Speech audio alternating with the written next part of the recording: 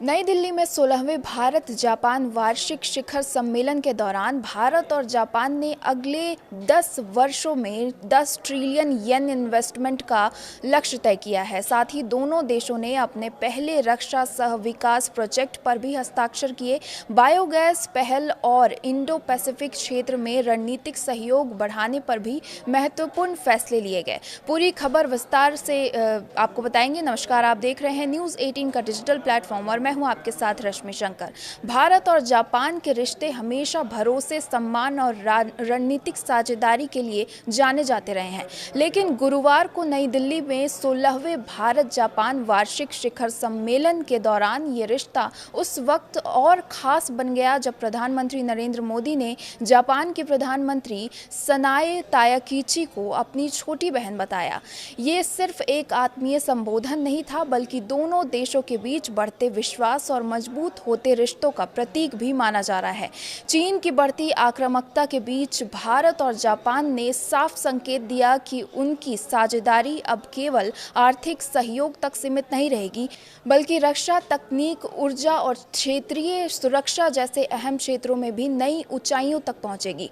शिखर वार्ता के बाद दोनों नेताओं ने संयुक्त प्रेस कॉन्फ्रेंस में कई बड़े फैसलों का ऐलान किया। प्रधानमंत्री नरेंद्र मोदी ने कहा कि सनाए तायाकीची की भारत यात्रा दोनों देशों के संबंधों में नया अध्याय लिख रही है। 16वें भारत जापान वार्षिक शिखर सम्मेलन में दोनों देशों ने रणनीतिक साझेदारी को और मजबूत बनाने पर सहमति जताई।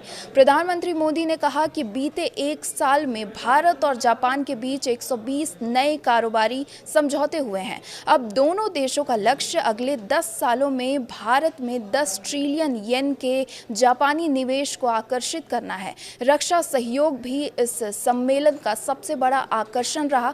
भारत और जापान ने अपने पहले रक्षा सह विकास यानी डिफेंस को डेवलपमेंट प्रोजेक्ट पर साइन किए। इसके तहत दोनों देश संयुक्त रूप से रक्षा तकनीकों का विकास करेंगे।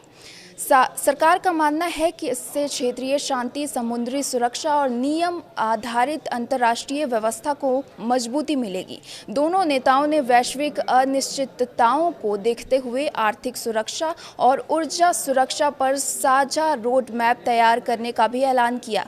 इस योजना के तहत semiconductor, quantum technology, critical minerals और उभरती तकनीकों में सहयोग बढ़ाया जाएगा। साथ ही दोनों देशों ने मजबूत और भरोसेमंद सप्लाई चेन तैयार करने पर भी सहमति जताई, ताकि वैश्विक संकटों के दौरान उद्योगों पर असर कम पड़े।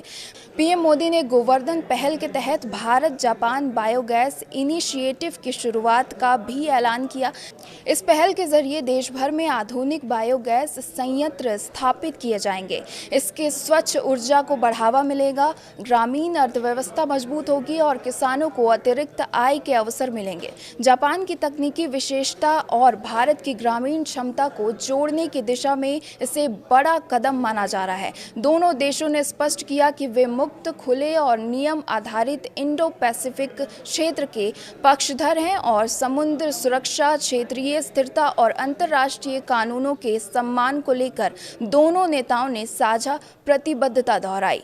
रक्षा अभ्यास, समुद्री सहयोग और आधुनिक तकनीकों में साझेदारी बढ़ाने पर भी सहमति बनी। आपके इस पर क्या विचार है, हमें कमेंट बॉक्स में ज़रूर बताएं। फिलहाल इस वीडियो में आज के लिए बस इतना ही।